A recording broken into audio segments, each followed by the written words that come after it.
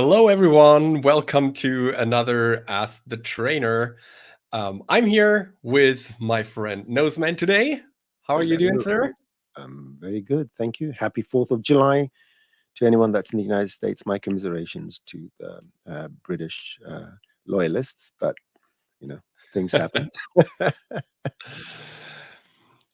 All right. So, let's get started with some housekeeping first. And as you know, there is this lovely site here, the Thanks for Joining Our live stream site, that has a few links on them. And also, very important, this Max on Ask the Trainer ask your question thing. Thanas has just pasted the links or the link to this site. So please ask your questions here when we are not live. Now you can absolutely just post them in the chat, and we are going to do our best to reply to your questions.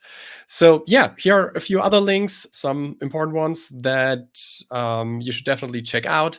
The Max on Events page that is listing all the events that we are doing as live streams, and also that we are attending live in person.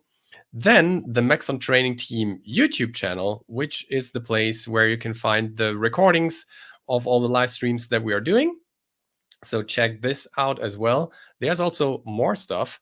And for some reason, look at that. It's not, oh, there we go. It's loading now. Quick tips. There's a new quick tip every week about Cinema 4D. So definitely check those out as well.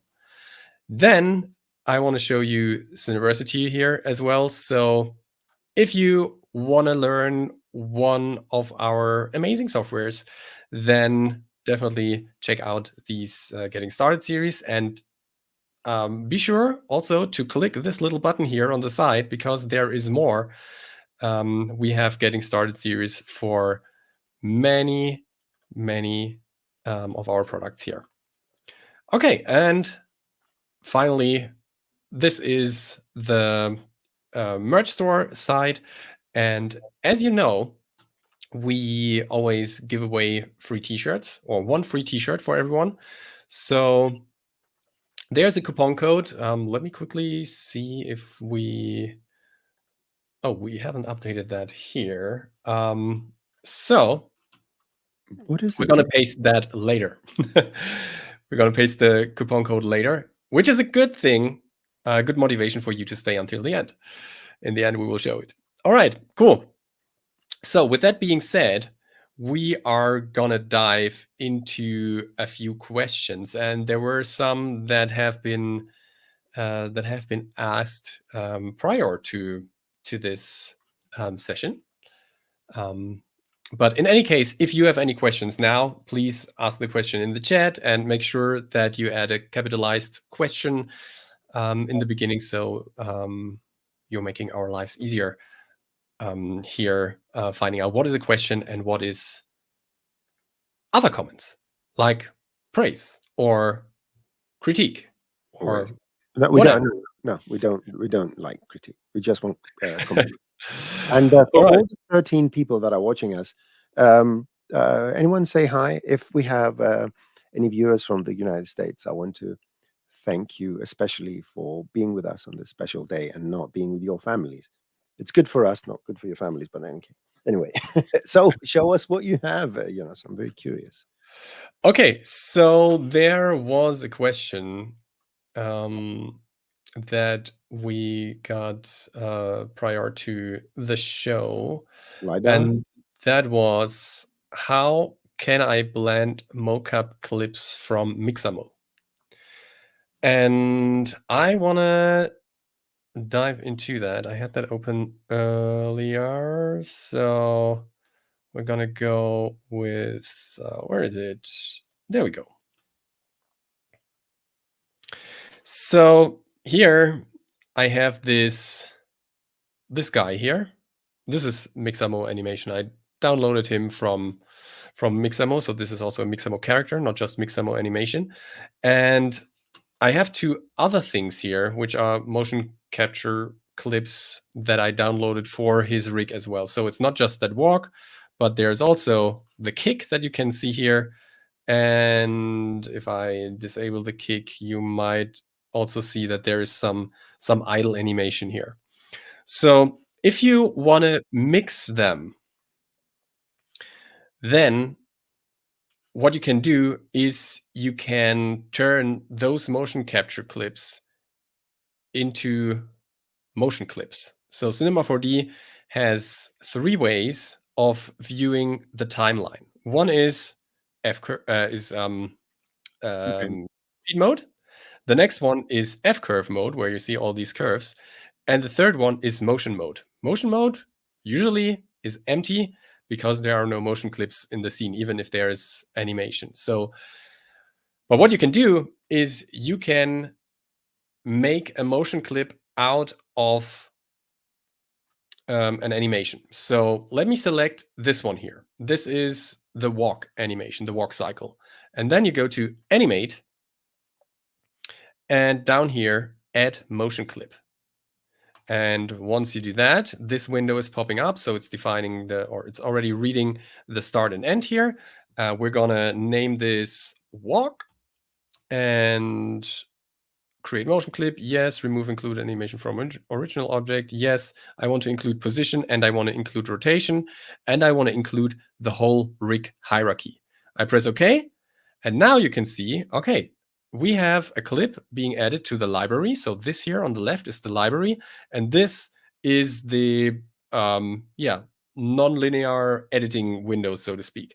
So I can now scrub here, and you can see, okay, cool, we have this clip, and we can move it around. We can do more things to that. So when I select it, I have the attributes here, of course, and I can just add a few loops.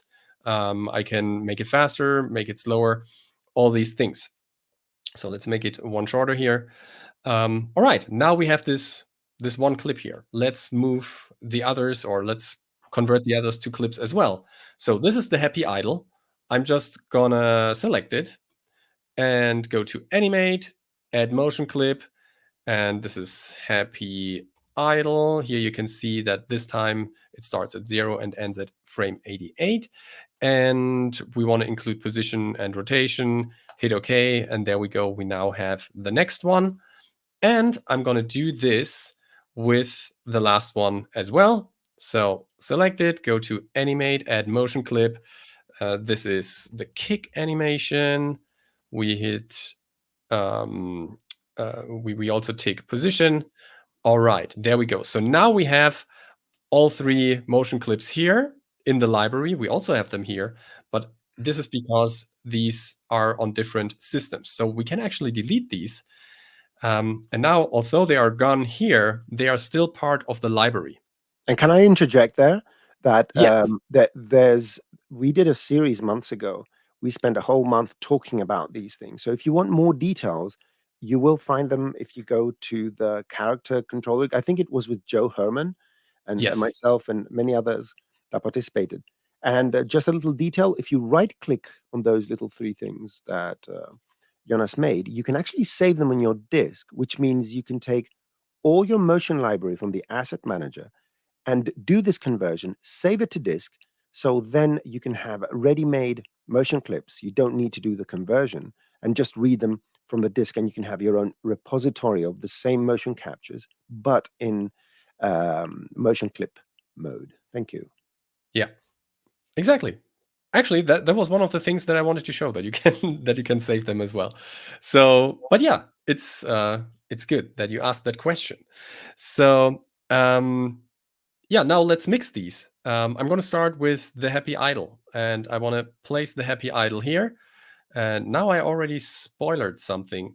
So here's the happy idle. And then there's nothing, and then there's the walk. But the cool thing is we can make them overlap, and this will create a transition between the two. So now I can create something that is pretty smooth. And then I can add the kick here at the end, and just do something like that. And now when I play this back, you can see, okay, happy idle, okay, let's walk and kick. And you can And the treat cool this, thing is here, you can treat this as a normal editing program, but yeah, editing clips. Show us more. the cool thing here is because this character has been rigged using the Mixamo control rig. The cool thing is that although we are dealing with motion capture data, well, we're not dealing with the motion capture data anymore because we converted this.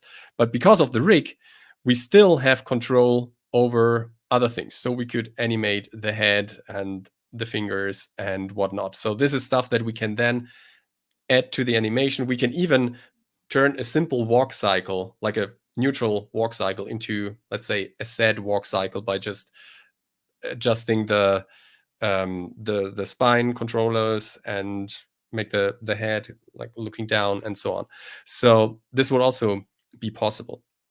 And another thing that I wanted to show here is actually also pretty cool. And many people don't really know it, but there is a way to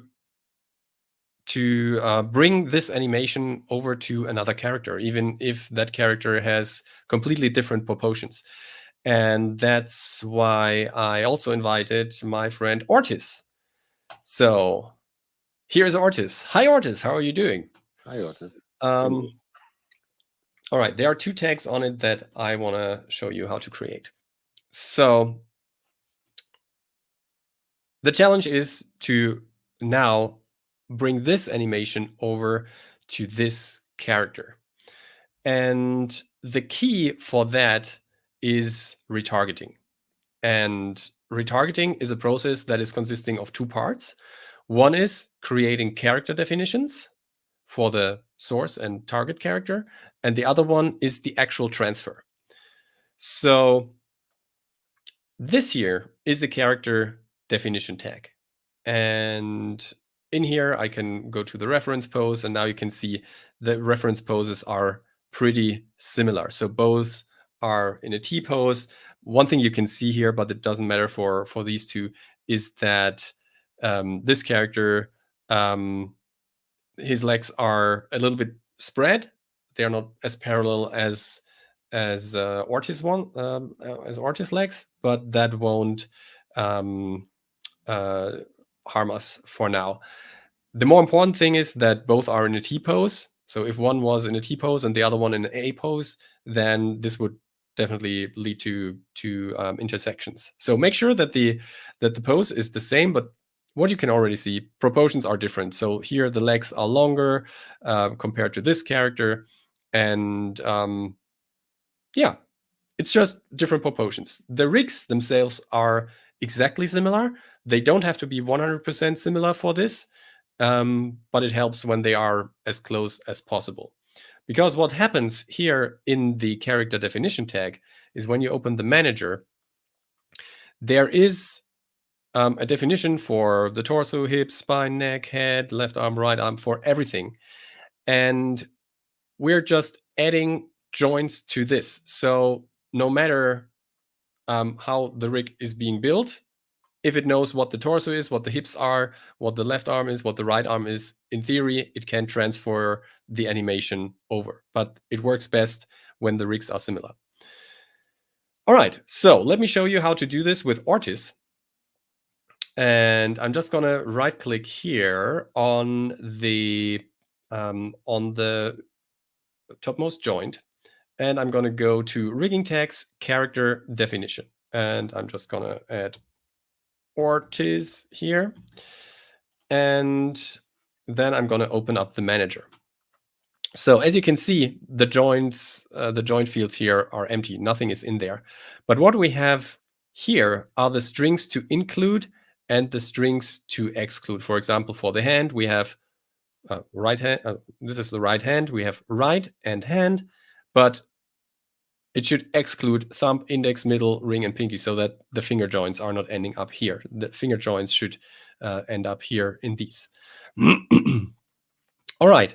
But the cool thing is that these rules, A, are a perfect match for a Mixamo rig, and B, they can be saved and loaded as presets.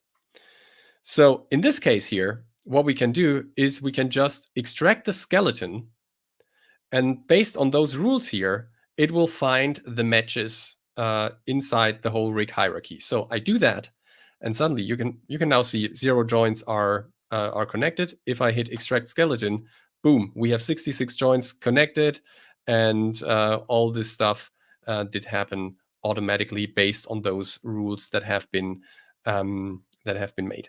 This can also be done using controllers, not just joints. But with joints, I found that this works best, especially with characters that have different proportions, because the way it's transferring is basically through changes in rotations of joints.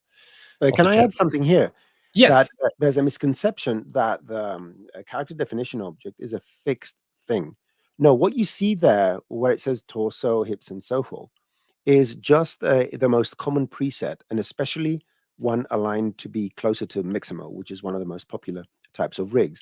You can create not only your own definitions, so where it says head in the string, and you want to put, I don't know, a bobblehead or something like that, you can change those and add them. You can use plus signs and all sorts of other signs so that it searches for more than one names. But you can also make your own hierarchies on the left.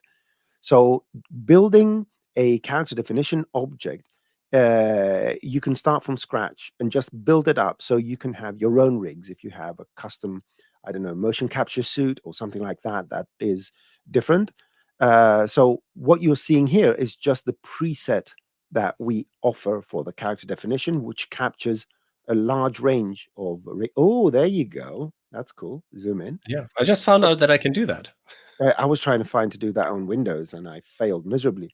I'm sure I can. But you can create your own character definition. It's an immensely powerful tool. Yeah, I just want to add body parts and so on. Yeah, and then you define the body parts yourself. All right. So with that set, I'm also going to set the reference pose. So now we have the same reference pose. It's important that the reference poses are similar, or as similar as possible, at least. So what we can do now that we have the character definitions for both characters here, is we can create the solver and transfer the animation over. So we can do that either by creating it from here, or by well, give me 1 second. 1 second.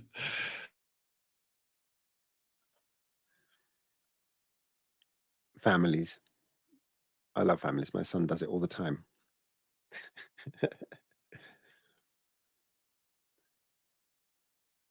So, all right, I'm back. Yeah. Those are the funny moments. Where was I? Creating the solver, right? So we can either do that from here, create solver, and that will create the solver tag directly here. I'm just gonna place it here so I can fold the rest. The cool thing when I use that way is that it already has the artist character definition as the target character here. But I can also just right click this one. Come on, go to rigging tags, character solver, and then I have a blank character solver tag. Transfer mode is joints. We can also use controllers, as I mentioned earlier. Now it is joints. I have to define the target character by dragging and dropping the character definition tag into this field. So this is only accepting character definition tags. And I'm also going to use Ape's character definition as the source character. Right, and with that being set up, I can now play back the whole thing, and you can see that it is working. So, and this is already quite impressive, I think, transferring that over, especially because of the different proportions here. But there's one more thing that I quite like here, and that is the strength slider. We can define the strength of this, but not only in this way here, like I mean globally for everything, like so.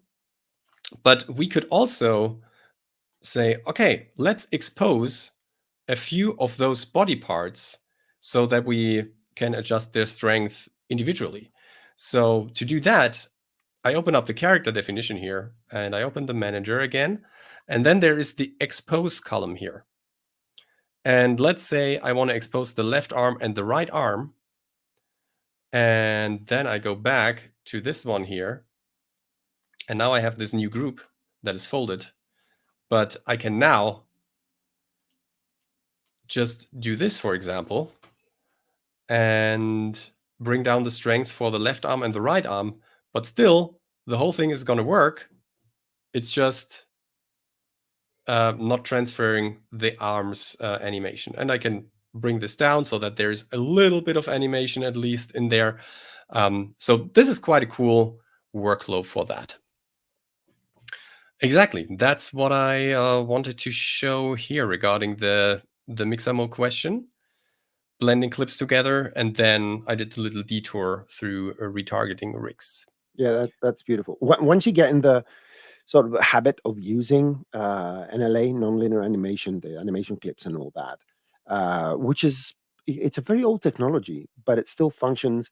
It has some quirks, and that has to do with the user interface. But once you get into that workflow, follow those tutorials, those presentations we did, you can do amazing stuff by mixing animations. It will make your workflow with especially motion capture plus added control animation on top, manual. Yeah, extremely simple. It's not just motion capture. I once had a job back in my freelance days where I was paid for 2 weeks and had to deliver 7 minutes of character animation. So the character was like a can with a face and 2 hands, and it was in some sort of explainer video. So we needed an idle animation, then something like this, and here, watch out, and something like that, and a few poses, plus a few face poses, and I created those animations, and that took me, like, creating the character, rigging it, and preparing it for all that stuff took me around a week. So I had 1 week left to produce 7 minutes of animation. Even with that simple character, that's a lot. But I used the motion clip system for that, because then I was just able to drag and drop in the clips and create an animation layout for a 1 minute or 1.5 minute sequence in 30 minutes, right? And then a little bit of tweaking here, a little bit of tweaking there, and I managed to finish the job within the 2 weeks, but only because of the motion system. It wouldn't have been possible in that quality when I did the keyframes by hand. Even with copy and pasting, that the workflow is so different. And yeah, here it's just easy. Once you have the motion clips all set, you might be the happiest person on the planet when you have a job like that. The great thing about the motion clip system is that if you're doing looping animations, so for example, you have a walk cycle captured with your motion capture suit or something like that. If someone takes 5 or 6 steps, the end of the first step is never exactly the same as the start of the first step. So what you can do is you can use this method to create a perfectly seamless animation of anything you do. And I just mentioned motion capture because we are acting. That means that you can never get all your steps right. But even with animations, you just create your animation, then they can encode it, providing it's keyframed animation. You encode it into keyframes, and then you can use the motion clip system to loop the animation, because you can blend it to the beginning of the start of your animation, and you can. There's so many ways to use that. Yeah, that was great and fairly simple. Just follow the rules. Andreas says, that's a lot of work. Amazing. You could do it in 2 weeks. Yeah, I bet he got underpaid, but doesn't matter. Well, I didn't. No. So I was within the offer I proposed. So good then. And that was good. That was because I knew that the motion clip system is there. So I did the bet, right? But I made it, and that's the most important part. And I made it in time. I was paid well, and my hourly rate didn't drop because because it took me twice the time or so, because I had the motion system here that saved me from exactly that. So yeah, definitely check that out. It's worth a try if you have to produce something that has repetitive animation. It's perfect. That's yeah, that's amazing. Show us. All right, what I'd like to see, because that's what I'm curious about, is we had a question about a Lidar effect, right? And Jonas Yeah, actually put together a very interesting setup. Are you prepared to show that? I am prepared to show that. I can Show that. just do that in an empty scene. Mhm. So yeah, a lidar thing. So what do you have there? Actually, when you have a lidar scan, or in general a scanning effect, it's mostly like how do you call it when it's like A a fan? spreading pattern of like in a plane, and that plane is like going like that, and maybe you have two of them and they're doing this kind of stuff. To make that look good, I tried something out that worked quite well, I think. So what I did was, instead of trying it with a light, I faked it. I just faked it. And that most of the time works as well. So what I'm gonna do here is let me open up the render settings and let me just create a second render setting, because for this I'm just gonna use a very simple thing, just a luminance channel thing, because that's gonna render incredibly fast. We're not gonna do photorealism here, because we're just gonna create a mask basically. So I'm gonna use this is one of the rare cases where I would use standard render still. So what I'm going to do is I'm going to open up the material manager and open up this material. And also let me open up the interactive render. Where is it? Here we go. See, I even forgot how this works because I'm using Redshift all the time. So we don't need color. We don't need reflectance. Actually, I just want to build the whole effect in Luminance, but we're going to use alpha later. So what I'm going to do is I'm going to add a noise, and I'm going to set this noise to, let's say, 10 by, 10,000. That's 1,000. 10,000, I said. 10 and 10, so that we are getting long streaks. And you can see the anti-aliasing or the alias effects here. So let me go to the render settings here and adjust the anti-aliasing to best.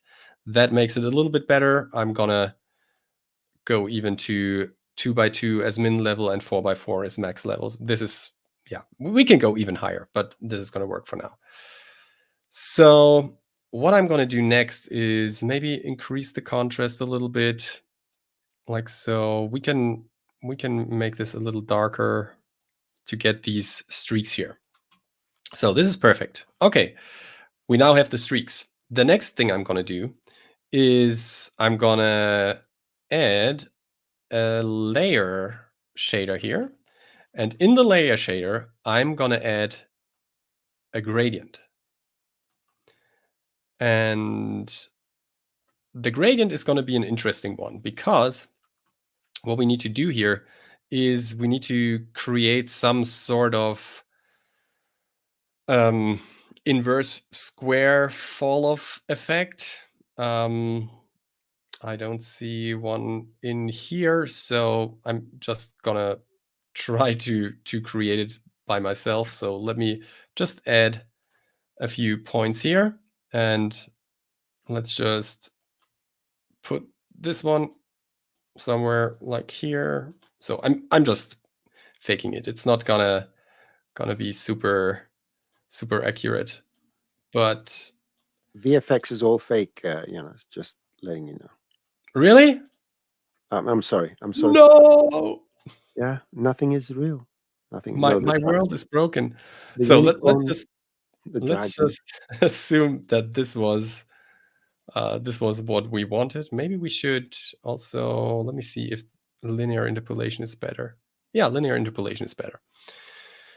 Okay.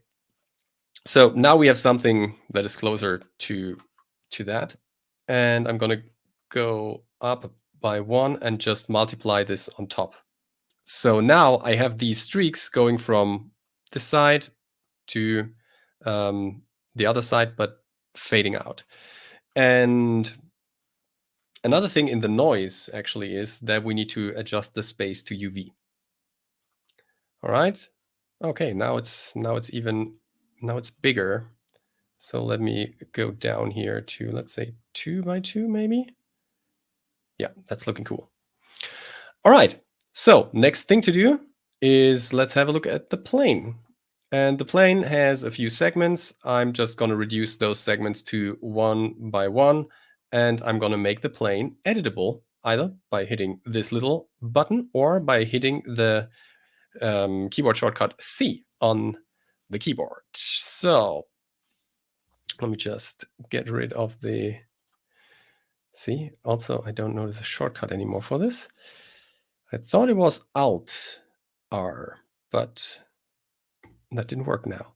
So I'm gonna bring this down and make this so that it's almost a triangle, something like that. And it doesn't look right here, but if you render, you still get the streaks.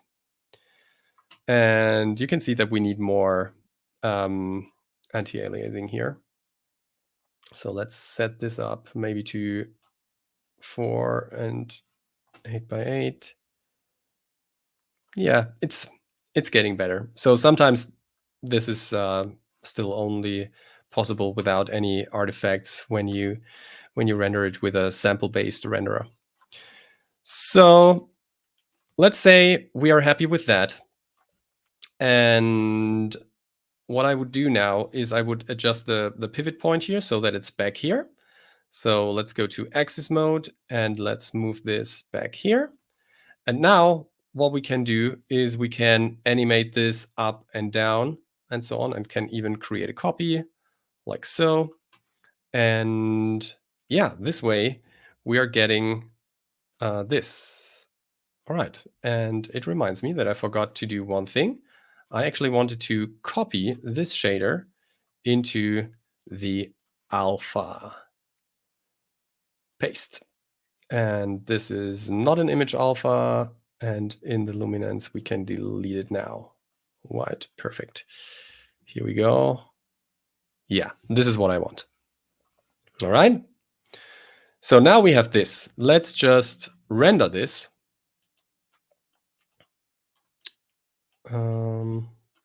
Like so.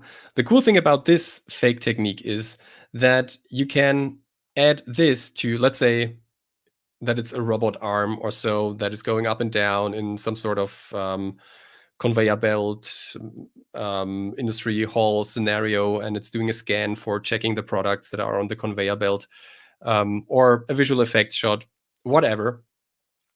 So you can add this to the, or parent it to the object, to the robot arm, for example, and then render it out as a separate pass. And then when you have it, then you would just bring that over to After Effects and create your effect with it. And I'm going to do that as well. But I'm going to do something that, well, I'm glad that Dr. Sassi is on holiday today, because he's not going to like the fact that I'm going to take a screenshot for this and gonna use that in After Effects. So don't tell no one, please don't tell Dr. Sassi. So here's the thing. I'm just doing that because I want to be fast here. Never do that in production. Always render. All right. It's always good to lead with a bad example. Okay, let's just create a comp out of it. And here we go. We can now add a curves adjustment or curves effect and just bring this down even more, something like that. And the next thing we can do is with that, we could add a little bit of Optical Glow from Red Giant VFX. And what I'm going to do here is I'm going to colorize this. So we can make this look like it was like the bad beams in a... So this would be the villain's scan for the protagonist of the movie that has to flee or to destroy the bad whatever. You can also make it nice. So this would be the good guys. Yeah, let's go with the bad guys for now. All right, because that way I can show you something else as well later. So the next thing I would do is actually I would create another layer here, new solid, and this would be my flare. So I'm going to create a lens flare, and I'm going to use real lens flares for that. If you have never used real lens flares, also from Red Giant VFX, it's a fantastic plugin for creating lens flares. Not because it's just another lens flare plugin. No, it's the only lens flare plugin that is actually ray tracing lens flares and therefore simulating real lenses, real lens behavior. And that is absolutely fantastic. We can open up the designer here. Look at that. Sorry? No, I said show us the lens. That's the most amazing thing. You can make your own. You can dive into this here. You can select every lens and adjust parameters here. Yeah, it's just fantastic. So, and still there are all these presets that you can use. And I'm a big fan of anamorphic lens flares because they have this streak here that I like a lot. Maybe, yeah, let's just leave it as is. We can also disable this one. J.J. Abrams. Yeah. Yes. Yes. With or without this one? What do you say, Noseman? It doesn't make a difference. No, leave it on. Leave it on. This is so leave it on, he says. Okay, confirm. So now we have this one. And I'm gonna adjust the color filter here as well and set this to red. Red. There we go. And now we can just add or lighten it on top of this. And suddenly, there you go. We have this laser effect. Actually, I think that add might be the better option. Absolutely. I'm back in the 80s. I'm back in the 80s. Yeah. But the interesting thing here is maybe also the opacity here is too much. So yeah, we can do things here.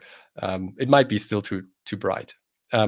However, there's another interesting detail. Whenever there's a laser going through a room, you actually see some of the atmosphere of the room, meaning there is going to be some dust and stuff. And yeah, let me add some dust here. So I'm going to create another solid, and these are my dust particles. This is the 80s, Jonas. In a discotheque, there's a lot of dust and a lot of smoke. Don't hold back. Yeah. So I'm going to use particular for that. So that's from Red Giant Trap Code. Give it a second to initialize the particles and stuff and the whole particle system.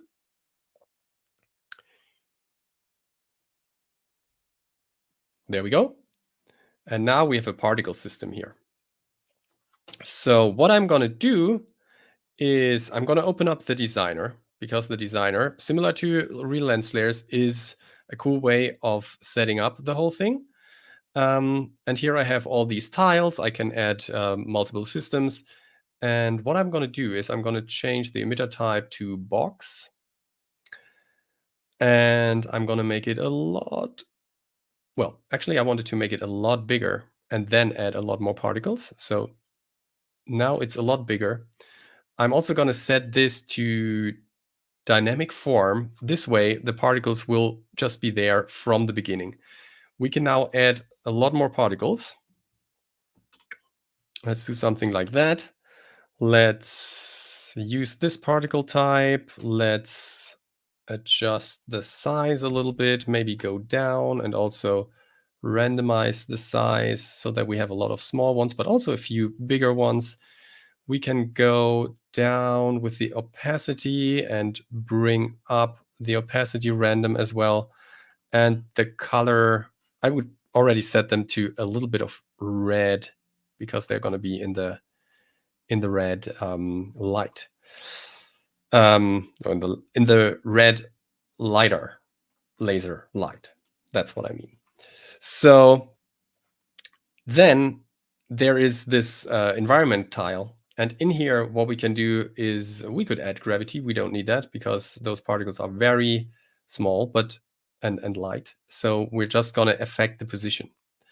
So now we have this little noise here. That's actually too much. We just want a little bit of animation so that there is a little bit of life in there.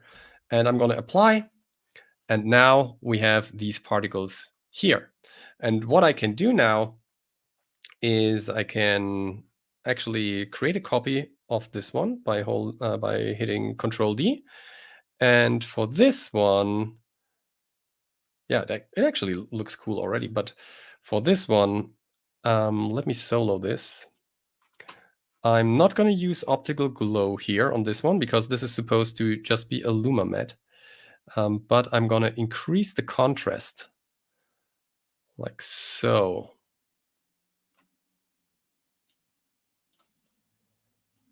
All right. Yeah, I think I like that. And then I'm going to use that as the track matte for this layer. And make sure that you click this once because by default it's using an alpha matte. If you click this one, then it's going to be the Luma matte. And now we cannot see it that much anymore, but the particles are still there.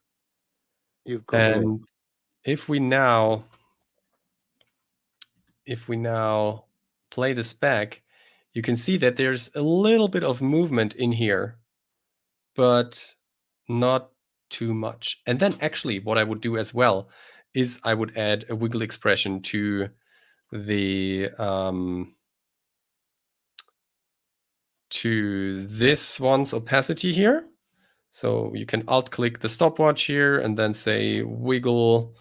And then I always forget which one comes first, the strength or the frequency. I think it's the frequency. So let's try one, and if it doesn't work, then try the other. That's my standard method. I'm just going to go with this. I think the first one is frequency. I remember myself having a point in the first one. There you go. So there we go. And we're going to use the same expression in the flare. Brightness or size, both would work, I think. Let's do it here as well. And there we go. Now I think we're going to have a quite cool looking laser scan effect. Yeah. And as I said, because this is based on a 3D fake layer that can be animated and so on, so that would look even cooler. But of course, we always have to have a look at the time. Yeah, add some Bonnie M music in the background and Milli Vanilli and yeah, exactly. Daddy cool. There we are. We're in the disco now. Let me play this back here. Yeah, it's still not. Yeah, my machine is now. Yeah, it's still calculating the RAM preview here. So yeah, but if I scrub, you can see that there's flickering going on, and the flickering of the flare and this the visible beams are in line because they are using the same wiggle expression. So this is how I would fake it actually. And you can now also see those little particles that are only visible in the light. Brilliant. And that's just a noise, a long noise in the luminance channel. It's just a long noise. I mean, you could also create this or a lot of this inside After Effects, but I think inside of Cinema 4D you have a little bit more control because you exactly know where the thing is in 3D space. And you can add an extra null for this light, or for this lens flare, for example. You can attach these here as well to a 3D layer. You can even export them as 3D layers, which is also cool. Oh yeah, you can do a ton of stuff. You can Yeah. export the positions and the rotations, and use them on solids and After Effects and all that. That's We just do this and see if it's still gonna calculate. Yeah, here we go. So this is the laser. This is how I would do it. nice. Fake it. All right. We have a few minutes left. I think we can. Let me show you how I would do it. All right. Good. Do you want to grab the screen yourself? Yeah. I grab the obviously. screen. The screen is mine. Let me switch to. This is the best one, or this is the best? This one. Yeah, this one is good. Good. So what if you want to control your lights individually? What if you want them to be objects? So, and this is going to tie into a certain question we have over here by Sutter. Help, please. We're here to help. Something about the spotlight and using a volume and all that. I will visit this. Now, there's a simple solution I like to do.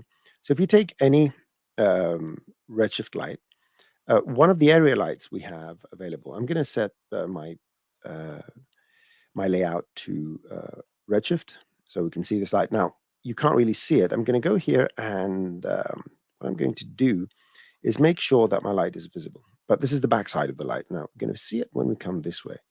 But in terms of light shapes, when we have area lights, we can have a cylinder light. There you go. Now, I'm going to make this very, very thin. So I'm going to make it 1 and 1. And I can grow this to, let's say, 400. And this is a visible light, which means that if you add some sort of environment here, so redshift environment, and of course, we need to tell the light to have a certain contribution, and you need to bring contribution down. Now we're creating lightsabers. Now, if you ever get artifacts, I do have a piece of advice here. You go to the environment object and just increase the attenuation by a very, very small amount. This will improve your render speed. I don't know why this is happening, but it is. But in any case, now we have sort of a lightsaber. You can be a neon light. It can be something like that. Now, how can I create many of these beams? Well, the trick is to put them under a cloner. And now we have more lights. So what I'm going to do here is, instead of a grid, usually if you want them to be in just one line, you use a linear. But the grid, what this will allow you to do is have your cloner right in the center. So in this particular case, I want them, they're pointing in the plus Z. There you go. And I'm going to bring them together. There you go. And I'm going to include more of these lights. So now I have this spread, and I'm put it on 5 or 10, just to make it visible. I'm going to turn this off for now.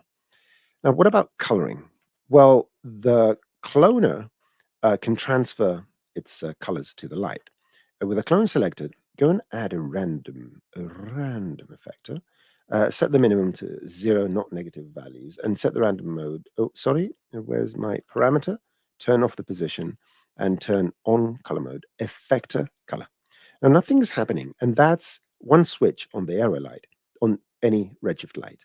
Up here at the top of the details, of the object, there's the blend object color. And this will allow the MoGraph color to be applied to the light, but it blends it with the color of the light. So if I set my light color to a smaller value, then we see the pure colors of this. And you can use fields, you can use whatever. I'm just using some random colors here. Now, the other thing I want to do, I want to create the fan, but these are placed in the center. So if I sort of fan these out, they're going to pivot in the center. What I can do is go here and add a parent. So Alt, click a null, and I'm going to move this forwards. So now the pivot point is right here. And further on, what I could do is go to the cloner and add a target effect. And now these are following the target effect, but it's going backwards. They want to point there. But if you go to target effector and you reverse the heading, now I have this thing that makes my lights go back and forth. Now I can go here and sort of close them up a bit, put them closer to each other, increase the number, and now I can use full MoGraph mode and do all these interesting things. And maybe if I turn on my RS environment, I get my little environment thing. You can play with the intensity of the lights and all sorts of other things to make this look like a white piece of paper. That's a great way to render a white background if you want to do it slowly and go for a coffee break. That's a way to do it. And yeah, you can control your lights. You can have more than one rows. It's interesting. It's interesting. And of course, because this is a visible light, you can change the way it decays in space and what kind of noise it creates and all that stuff. Did I do anything else that's more interesting? No, this is the same thing, but I've just added some sort of landscape here. And yeah, cool. I like that approach as well. I would go, depending on what you want to do. There's no correct and incorrect method of doing it. I love Jonas's method because it allows you to reach the result faster, and it's easier to control. You don't have to control many objects. It's extremely fast to render, extremely fast.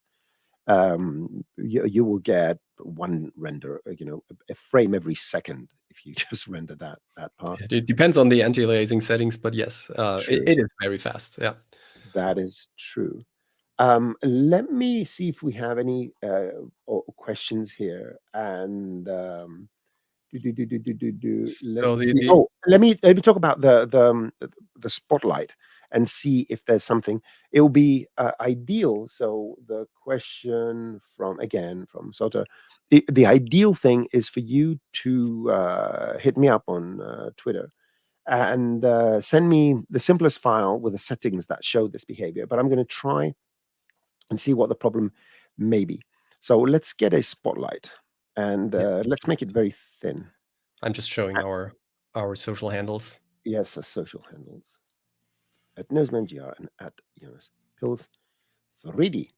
And let's go and add our environment, Redshift environment.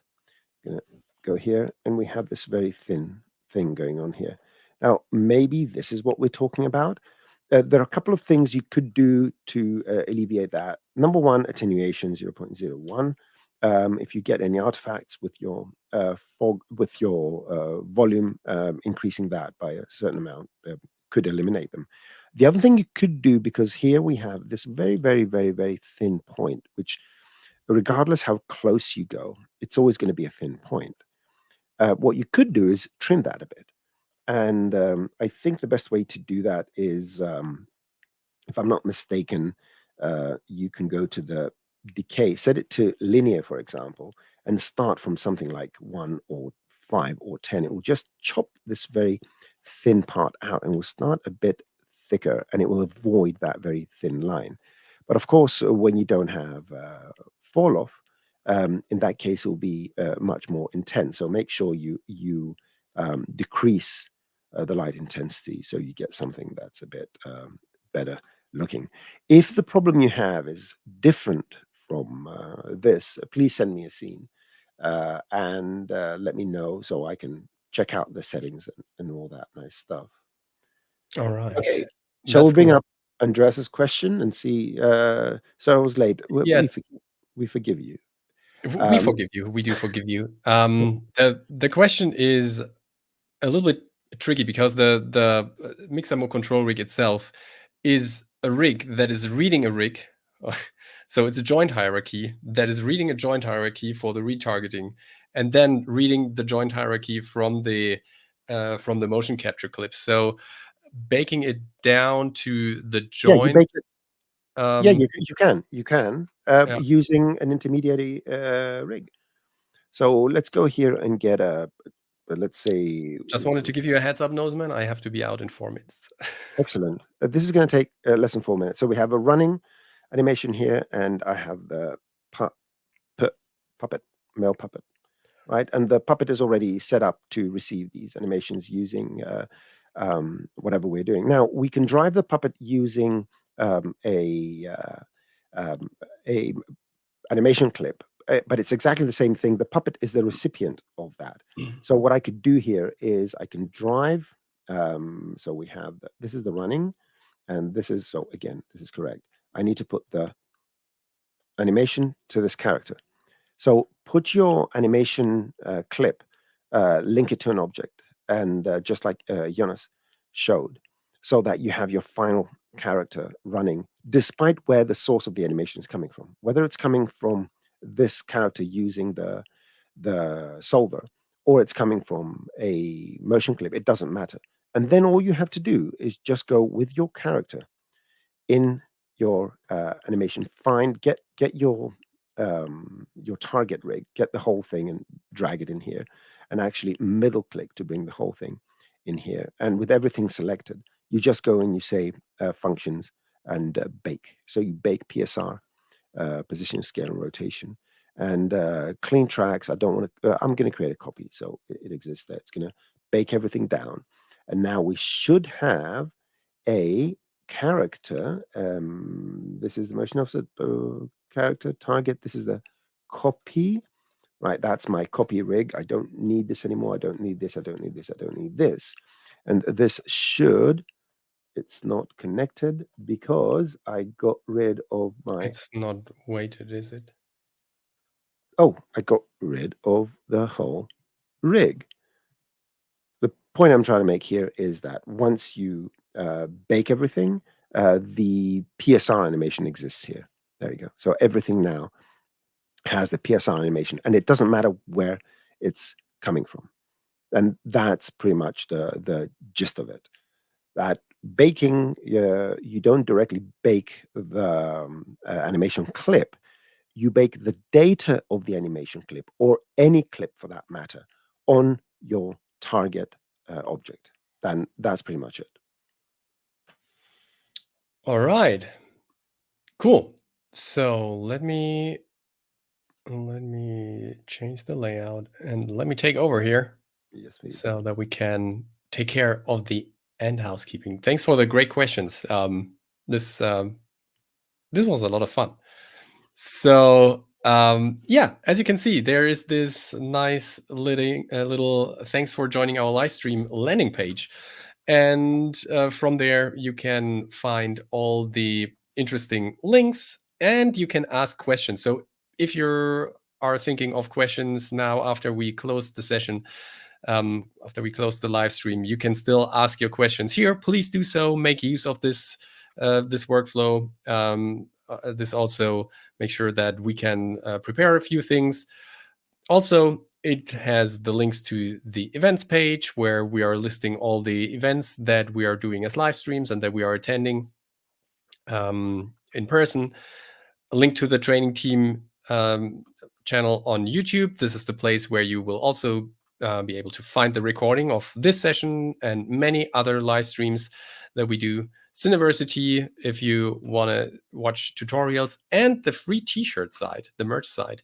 And as I promised earlier, I looked up the code that you have to type in.